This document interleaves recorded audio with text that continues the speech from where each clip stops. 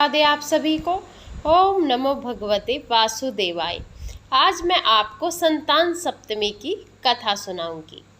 एक दिन महाराजा युधिष्ठिर ने भगवान से कहा, हे प्रभु, कोई ऐसा उत्तम व्रत बतलाइए जिसके प्रभाव से मनुष्य को अनेकों सांसारिक कलेश दुख दूर होकर वे पुत्र एवं पौत्रवान हो जाएं।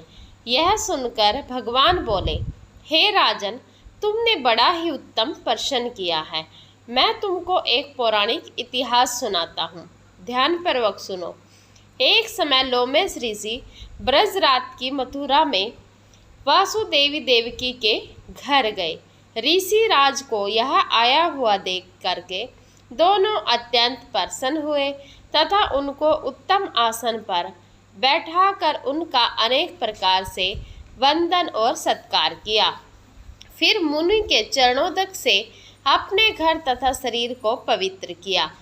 वह प्रसन्न होकर उनको कथा सुनाने लगे।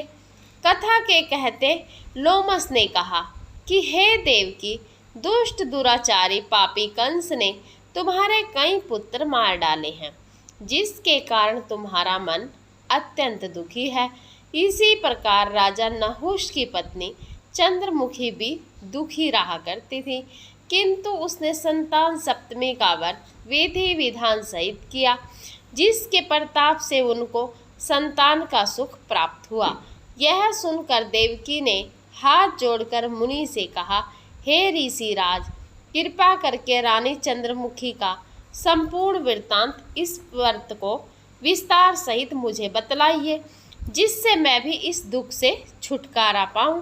लोमेश ऋषि ने कहा, हे देवकी, अयोध्या के राजा नहुष थे। उनकी पत्नी चंद्रमुखी अत्यंत सुंदर थी। उनके नगर में विष्णुगुप्त नाम का एक ब्राह्मण रहता था।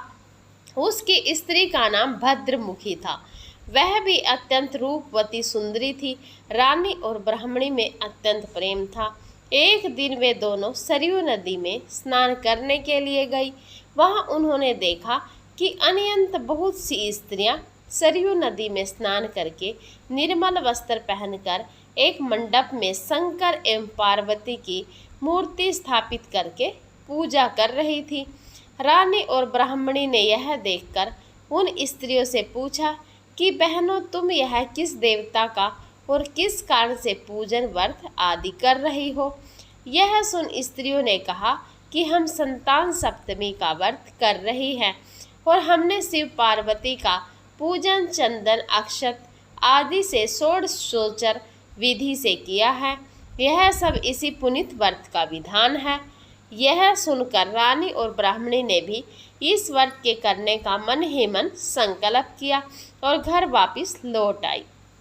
ब्राह्मणी भद्र तो इस व्रत को नियम पूर्वक करती रही, किंतु रानी चंद्रमुखी राजमद के कारण कभी इस व्रत को करती, कभी न करती, कभी भूल हो जाती। कुछ समय बाद दोनों मर गई। दूसरे जन्म में रानी बंदरिया और ब्राह्मणी ने मुर्गी की योनि पाई, परंतु ब्राह्मणी मुर्गी की योनि में भी कुछ नहीं भूली और भगवान शंकर तथा पार्वती जी का ध्यान करती रही। उधर रानी बंदरिया की योनि में भी सब कुछ भूल गई। थोड़े समय के बाद दोनों ने यह देह त्याग दी। अब इनका तीसरा जन्म मनुष्य योनि में हुआ। उस ब्राह्मणी ने एक ब्राह्मणी के यहाँ कन्या के रूप में जन्म लिया।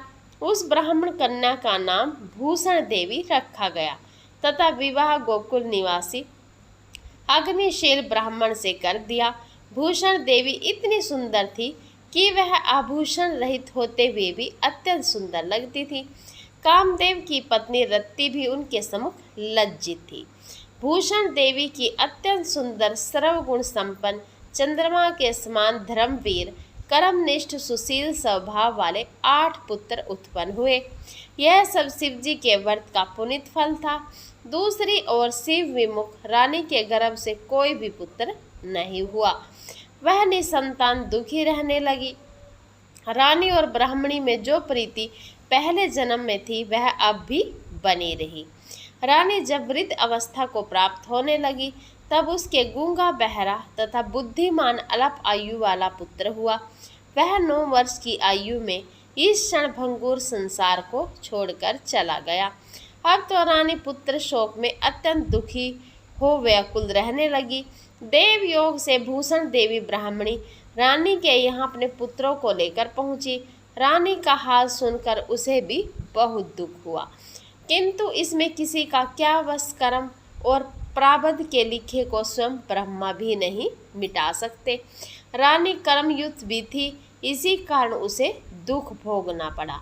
इधर रानी पंडितानी के इस वैभव और 8 पुत्रों को देखकर उससे मन में ईर्ष्या करने लगी तथा उसके मन में पाप उत्पन्न हुआ। उस ब्राह्मणी ने रानी का संताप दूर करके निमित्त अपने 8 पुत्रों रानी के पास छोड़ दिए। रानी ने पाप के वशीभूत होकर उन ब्राह्मणी पुत्रों की हत्या करने के विचार से लड्डू में जहर मिलाकर उनको खिला दिया, परंतु भगवान शंकर की कृपा से एक बालक की भी मृत्यु ना हुई।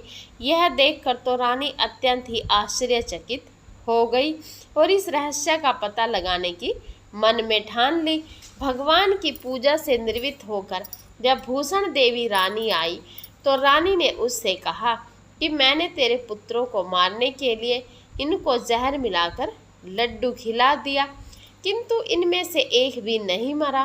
तूने कौन सा दान पुण्य व्रत किया है जिसके कारण तेरे यह पुत्र नहीं मरे और तू नित नए सुख भोग रही है? तेरा बड़ा सौभाग्य है। इतना भेद तो तू मुझसे निष्कपट होकर समझा, मैं तेरी बड़ी ऋणी रहूंगी। रानी के ऐसे दीन वचन सुनकर भूषण ब्राह्मणी कहने लगी, सुनो, तुमको 3 जन्म का हाल कहती हूँ, सो ध्यान पूर्वक सुनना। पहले जन्म में तुम राजा नहुस की पत्नी थी और तुम्हारा नाम चंद्रमुखी था, मेरा भद्रमुखी था और ब्राह्मणी थी। तुम अयोध्या में रहते थे और मेरी तुम्हारी बड़ी प्रीति थी। एक दिन तुम दोनों सरयू नदी में स्नान करने गई और दूसरी स्त्रियों को संतान सप्तमी का उपवास, शिवजी का पूजन अर्चन करते देखकर हमने इस उत्तम व्रत को करने की प्रतिज्ञा की, किंतु तुम सब भूल गई और झूठ बोलने का दोष तुमको लगा, जिसे तू आज भी भोग रही है। मैंने इस व्रत को आचार विचार सहित नियम पूर्वक सदैव किया और आज भी करती हूँ। दूसरे जन्म में तुमने बंदरिया का जन्म लिया तथा मुझे मुर्गी की योनि मिली। भगवान शंकर की कृपा से इस व्रत के प्रभाव तथा भगवान को इस जन्म में भी न भूली और निरंतर उस व्रत को नियमानुसार करती रही। तुम अपने बंदरिया के जन्म में भी भूल गई। मैं तो समझती हूँ कि तुम्हारे ऊपर यह तो भारी संकट है, उसका एकमात्र यही कारण है और दूसरा कोई कारण नहीं हो सकता। इसलिए मैं तो कहती हूँ कि आप भी संतान सप्तमी के व्रत को विधि सहित करिए, जिससे तुम्हारा यह संकट दूर हो जाए।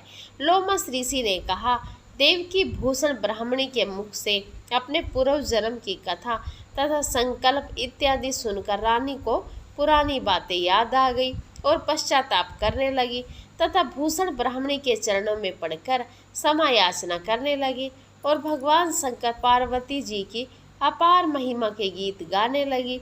उस दिन से रानी ने नियमानुसार संतान सप्तमी का व्रत किया, जिसके प्रभाव से रानी को संतान सुख भी मिला तथा संपूर्ण सुख भोग कर रानी शिवलोक को गई। भगवान शंकर के व्रत का ऐसा प्रभाव है कि पथ भ्रष्ट मनुष्य भी अपने पथ पर अग्रसर हो जाता है और अनंत ऐश्वर्य भोग कर मोक्ष पाता है। लोमस ऋषि ने फिर कहा कि देवकी, इसलिए मैं तुमसे भी कहता हूँ कि तुम भी इस व्रत को करने का संकल्प अपने मन में कर लो, तुमको भी संतान सुख मिलेगा।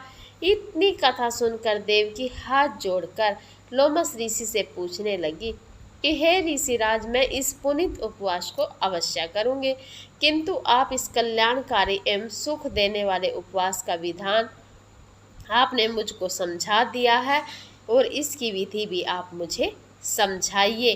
संतान सप्तमी का महत्व।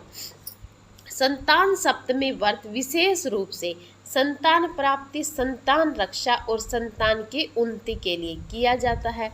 शास्त्रों के अनुसार यह व्रत विशेष रूप से स्त्रियों के लिए कल्याणकारी है, परंतु पुरुषों को भी समान रूप से कल्याणदायक है। संतान सुख देने वाला, पापों का नाश करने वाला यह उत्तम व्रत है, जिसे स्वयं भी करें और दूसरों से भी कराना चाहिए। नियम पूर्वक जो कोई इस व्रत को करता है और भगवान शंकर एवं पार्वती की सच्चे मन से आराधना करता है, निश्चय ही अंत में शिवलोक को जाता है। जय श्री कृष्णा, राधे राधे। आप सभी को वीडियो अच्छी लगी हो प्लीज़ एक लाइक ज़रूर कर दीजिएगा।